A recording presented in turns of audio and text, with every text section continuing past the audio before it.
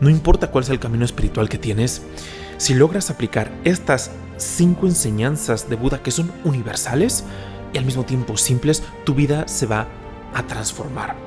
Te lo cuento porque fue mi caso, me lo han recomendado monjes en diferentes etapas de mi vida y es un antes y un después. Todo se empieza a transformar una vez que te decides aplicar estos 5 principios. Buda los empieza escribiendo como 5 males. Te voy a contar una linda historia porque todo obedece, todo bloqueo, toda fase de estancamiento obedece a no estar poniendo atención a 5 males que el Buda nos delinea para después darnos la enseñanza. Y es fantástica porque empieza contando que un día, mientras el Buda predicaba el sendero de la compasión, un hombre de imponentes riquezas que sufría al mismo tiempo de muchísimas dolencias corporales y mentales se acercó al maestro con mucha reverencia, y le dijo: «Oh mi señor Buda, perdóname por mi falta de respeto y por no saludarte de la forma en que lo mereces, pero sufro mucho, sufro de obesidad, sufro de somnolencia excesiva y otros varios males que me hacen imposible moverme sin dolor». El Buda, extrañado, lo observó, le puso atención, observó todos los lujos con los que venía. Lo miró fijamente y le dijo: ¿realmente quieres conocer la causa de todos tus males? ¿Realmente te interesa saber eso? Y el hombre, con la cabeza agachada, con las manos en pranam, asintió y dijo: sí, mi señor, no hay algo que desee más que eso. Lo único que quiero es liberarme de estos males. El Buda asumió un tono grave y le dijo: hay 5 cosas que producen tu condición actual.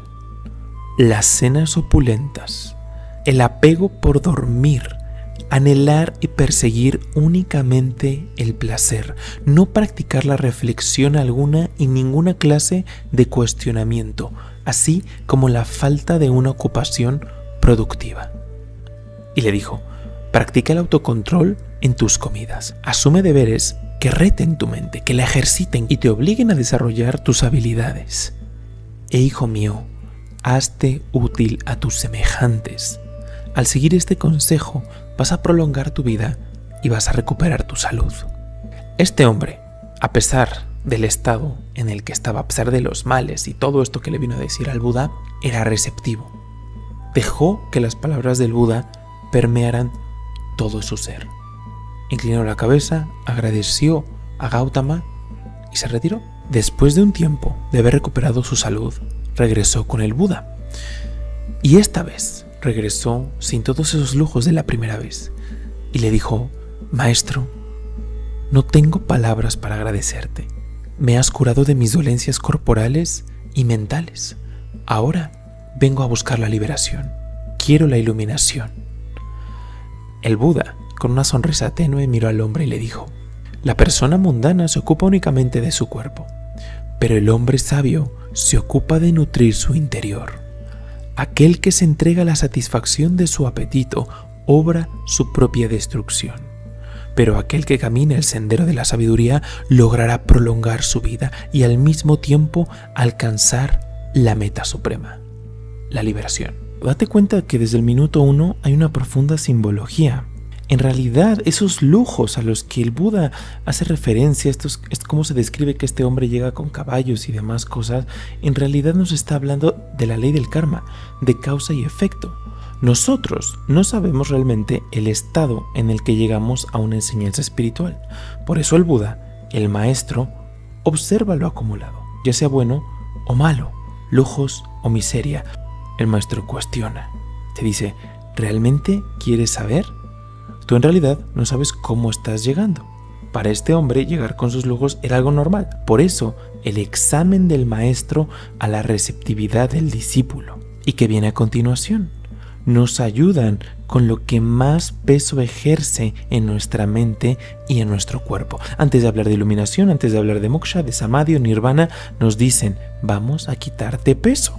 Va a ser muy difícil ahorita hacer cosas más profundas. Si hay receptividad y se practica, se libera ese peso, ya después es que viene una enseñanza mucho más profunda. Y es que podemos hablar, y es que estamos abiertos y disponibles a estos estados últimos. Este hombre, a pesar de todo lo malo, tuvo la humildad suficiente para identificar en dónde estaba y fue receptivo a las palabras del Buda Y una vez recibió la enseñanza, y es una bendición recibir la enseñanza, pero después, ¿qué hizo? Bueno, ya me dijo la forma, voy a someterla a prueba. Lo hizo, experimentó, su vida se enalteció, se mejoró su salud. Es increíblemente práctica esta enseñanza. Y después que dijo, ahora quiero la iluminación, porque ya me di cuenta que no es suficiente únicamente estar allá en el mundo. Quiero enaltecer el interior, quiero ver de qué más va la vida. Y ahí es en donde el Buda lo toma como su discípulo y le vierte la enseñanza suprema. Pero fíjate cómo empezó. Además de ser una guía fantástica, simple, pero al mismo tiempo increíblemente profunda, es un mensaje de esperanza. Porque este hombre, si nos podemos identificar con él, ciertamente yo me identifico mucho en mis inicios con esa historia, porque llegué de una forma similar, llegué hecho un desastre al sendero espiritual. Pero es un mensaje de esperanza porque este hombre tenía receptividad. Dijo, soy un desastre, este templo está roto, el templo del cuerpo, el templo de la mente, mis hábitos están para todos lados, de verdad, todo va muy mal, pero soy receptivo. El hombre agacha su cabeza a las palabras del Buda y recibe su consejo. El problema para la mayoría de los seres humanos es que suena tan simple y al mismo tiempo aburrido. Es decir, la dieta da igual, si duermo mucho, eso da igual, quiero las técnicas más avanzadas para encontrar nirvana ya. Y no funciona de esa manera. Los rishis, era tras era, se han cansado y lo han repetido hasta la saciedad. Todo esto es como el trabajo de limpieza, la antesala. Este trabajo de limpieza, si solamente lo seguimos, te lo digo porque me ha tocado vivirlo buena parte de mi vida. Si solamente te quedases con esos 5 puntos, probablemente vas a tener una vida enfocada, concentrada, exitosa en distintos ámbitos o en los diferentes ámbitos, ¿no? Físico, material, emocional, mental. Sin embargo, ¿qué es lo que hace el hombre? Una vez que tú te das cuenta que poco a poco empieza a tomar las riendas de tu vida, te das cuenta de esos males que estaban envenenándonos y los empiezas a hacer frente, poco a poco, ¿qué es lo que pasa? Te empiezas a preguntar, oye, ¿habrá algo más? La primera cosa con la que yo empecé fue nutrir la mente. Fue intentar sanar la mente, quitándole todo de lo que se alimentaba, toda la parte compulsiva y negativa, porque ese alimento mental, cuando todo estás dejando que entre, cuando todo eso va moldeando tus percepciones, se van acumulando impresiones mentales que eventualmente van moldeando tus tendencias, tus hábitos, tu personalidad, tu carácter incluso. Pero mucho es con lo que te estás alimentando. Creo que cada quien puede empezar de formas distintas, pero yo empecé por aquí, por la mente. ¿Qué le estoy dando a la mente? ¿Cómo la estoy alimentando? Porque al mismo tiempo se me hizo algo muy simple. No tenía voluntad para hacer nada más. Todo estaba súper enterrado. Pero lo más simple que puedo hacer es, voy a cambiar la forma de cómo esta mente se está alimentando. Y en mi caso funcionó. De hecho, la razón por la que hago esto, además de que a mí me nutre bastante porque puedo repasar, la razón por la cual hago videos es justamente la alimentación mental. La razón de la comunidad de Aurora es justamente contribuir un poquito entre varias personas a nutrir nuestra mente de una forma diferente. Yo le llamo dieta mental, ¿no? Ese es el objetivo, que por cierto, miembros queridos, quédense atentos al curso de filosofía hindú, porque vienen varios capítulos súper interesantes para reflexionar, pero sobre todo para aplicar. Un Swami lo decía, a veces queremos empezar en el paso número 3, pero se nos olvida esta parte de limpieza. Y Buda se pone al nivel de la persona. Eso es lo que hace un maestro espiritual auténtico, se pone a su nivel. A ver, ¿qué necesitas tú? Y dices, me aquejan todo este tipo de cosas. Vamos a resolver eso que te aqueja. ¿Qué es lo que te bloquea la mente? Porque si no le hacemos frente y simplemente lo olvidamos o suprimimos los males actuales que tenemos, independientemente cuáles sean ellos, si solamente los suprimimos, por más que podamos estar meditando, que podamos estar haciendo una práctica espiritual, llamémosle, más avanzada, eso va a estar ahí cocinándose, solamente está siendo suprimido. El sendero, por ejemplo, la filosofía del yoga, el mismo Buda, hablan de la transmutación, no de suprimir por la fuerza, porque eso es peor, eso es más dañino a futuro.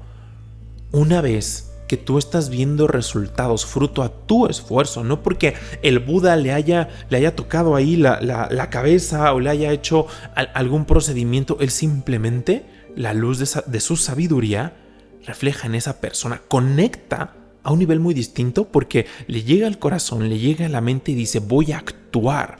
Eso es de las cosas más grandes que puede hacer un maestro por nosotros. Te hace actuar, vuelve tu voluntad dinámica, no te vuelve un seguidor ciego. En este caso, el Buda, ¿qué es lo que está haciendo? Ve cuáles son las necesidades, cómo activo esa voluntad, cómo se vuelve dinámica, cómo te ayudo genuinamente. Y le dice, ¿qué es lo que tiene que hacer? Una vez esa persona comprueba las palabras de Buda, todo lo somete a prueba, dice, wow, mi vida es diferente. Pero quiero más porque intuitivamente sabe que no es todo. Y dice, oye, pero ahora quiero lo que tú tienes. Me curaste todos mis males, gracias, pero si no es molestia, ¿cómo experimento lo que tú experimentas? Y aquí es en donde Buda lo acepta como discípulo y le dice, ahora sí, de esto va. Pero ¿cómo llegó el Buda a esto? ¿Cómo Buda pudo estar en ese estado? Porque la vida de Buda es una representación también de la propia vida, ¿no? A lo mejor no estamos en ese estado último, pero no hay que comparar nuestro inicio con el final de alguien. Y algo que tiene fantástico la historia de Buda, que te voy a contar ahorita un poquito, es que nos va delineando desde el momento 1 de nuestro sendero espiritual, como empieza, por ejemplo, este hombre. El mismo Buda empieza igual, preguntándose, ¿por qué la enfermedad? ¿Por qué la edad? ¿Por qué la muerte? ¿Qué es todo eso? Y lo niega, dijo, no me hace sentido ello. Y empieza a viajar, renuncias, practica un montón de austeridades, se va encontrando diferentes senderos, buscando primero allá afuera, pensando, allá afuera voy a encontrar una respuesta. Afuera puede haber medios, pero últimamente el Buda se da cuenta de lo más elevado para pelear la batalla última que el Buda y todos nosotros estamos llamados a pelear. ¿Por qué? Porque en ese momento, en su búsqueda, el Buda se encontró con distintas escuelas filosóficas, con distintas escuelas de pensamiento. Sin embargo, nada le daba las respuestas que él estaba buscando. Había aprendido muchísimo, pero aún así no había resuelto el misterio de la existencia. No había resuelto el problema del sufrimiento. Se dio cuenta que seguía viajando a través del tiempo. Mejor dicho, que el tiempo le seguía pasando por encima, que cada respiro que daba estaba más cerca de ese fin, de esa muerte que tanto le había impactado. Se sentó debajo de un árbol, reflexionó en todos los maestros que había conocido, en todos los textos sagrados que había tenido la oportunidad de estudiar. Recordó los distintos métodos, las distintas austeridades que había practicado. Pero ahora no había nada, no había quien acudir, ningún lugar más al que ir. Sin embargo, no se dio por vencido. Sentado solo e inmóvil debajo de ese árbol, por un acto de mera voluntad, el Buda sustituyó la desesperanza por la determinación. Con la fuerza del universo se dijo a sí mismo, no me voy a levantar de esta postura hasta no haber resuelto el misterio de la vida. Durante esta profunda meditación llegó el momento de clímax. Mara, la personificación de la ignorancia, de la ilusión y la tentación, se le manifestó al Buda. Percibió la inminente liberación de Siddhartha y decidió interponerse en su camino. Se cuenta cómo Mara envió absolutamente todo lo que tenía para seducir, para encantar, para tentar al Buda.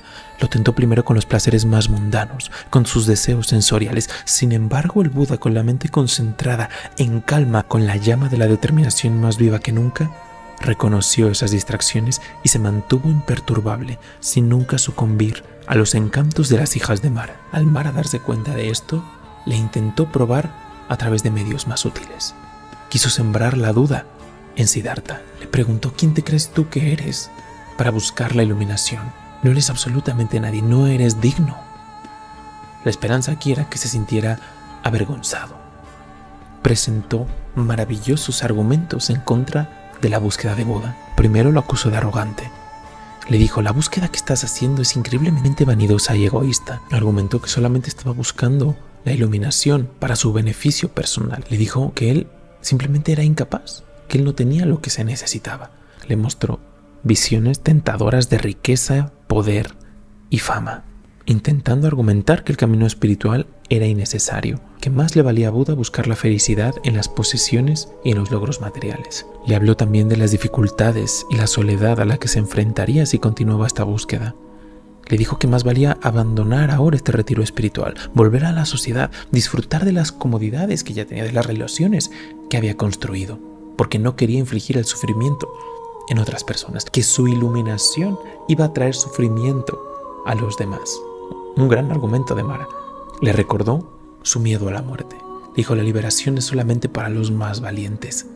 A ti todo esto te lo detonó un vil miedo a la muerte. Independientemente de todo lo que estás haciendo, independientemente de conseguir la llamada iluminación, la llamada liberación, tu cuerpo aún va a decaer.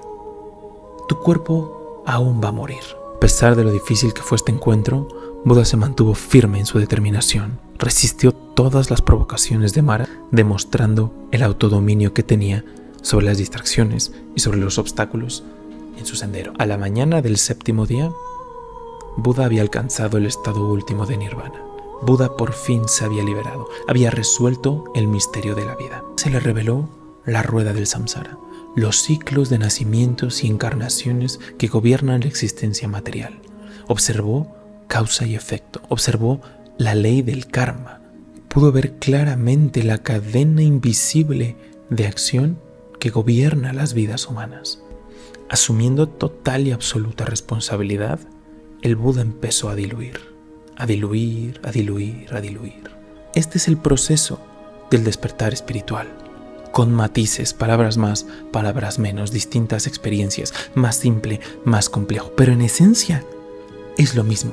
Empezamos por cuestionarnos como el Buda: ¿qué es lo que me lleva a querer buscar en el sendero espiritual? ¿Es una desazón similar? ¿Han sido experiencias traumáticas? ¿El sufrimiento en una de sus distintas caras? ¿Es esa sensación de que no es suficiente? Por más que tenga, por más bonitas que sean las experiencias, aún así hay algo dentro que me dice: puede que haya algo más. Empezamos de esa misma manera, pero como el Buda, vamos sin rumbo. Muchos puede que estemos en esta etapa, tocando diferentes puertas, encontrándonos con distintas filosofías, distintas prácticas. Esencialmente aquí hay una clave muy importante, que es recordar estas preguntas, recordar esta vivencia del Buda.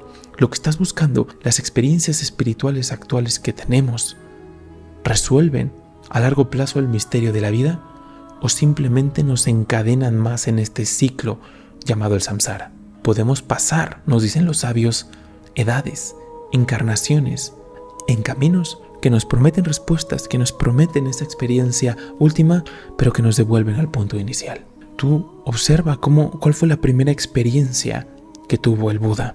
Cada vez el sendero se fue haciendo más sutil. Todo al final lo apuntó a mirar hacia adentro. Y ahí es en donde surge esta última tentación, esta última batalla contra Mara. Mara no viene a tentarlo de allá afuera. Buda nota cómo dentro de sí surge Mara. Sus pasiones ocultas, sus deseos ocultos, las dudas, los miedos, salen de sí mismo. Es él contra él. No hay nadie a quien apuntarle el dedo. No hay filosofía, no hay enseñanza. Es Siddhartha contra Siddhartha.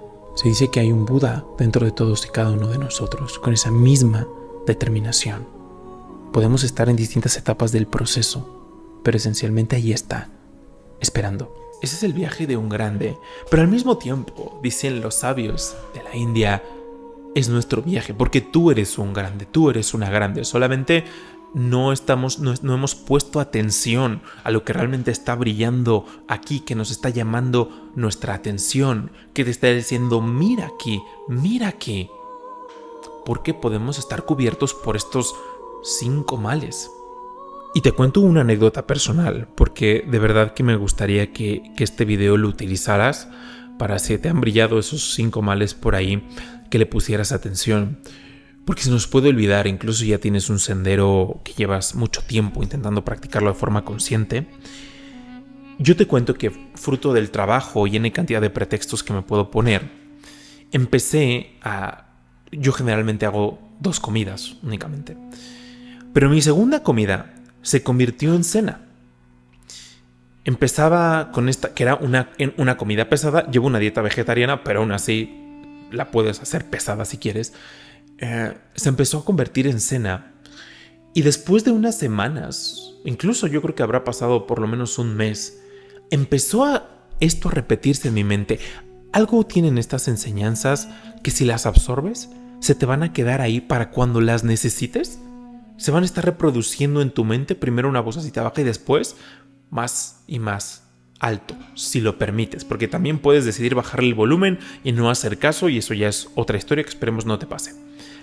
Pero yo empezaba, después de mis cenas opulentas, se me empezó a repetir en la mente y lo escuchaba primero sutilmente: las cenas opulentas, las cenas, solamente eso, de toda esta historia, esto era lo que me estaba brillando: las cenas opulentas, las cenas opulentas. Después, conforme pasaron la semana, empecé a notar que el peso iba hacia arriba y dije: wow, estoy olvidándome estos principios. No, está muy bien meditar y que ese hábito esté lindo y estoy esforzándome en esa parte, pero sin quererlo, casi sin quererlo, estoy permitiendo que una parte más aparentemente superficial de la vida esté obstaculizando mi progreso espiritual.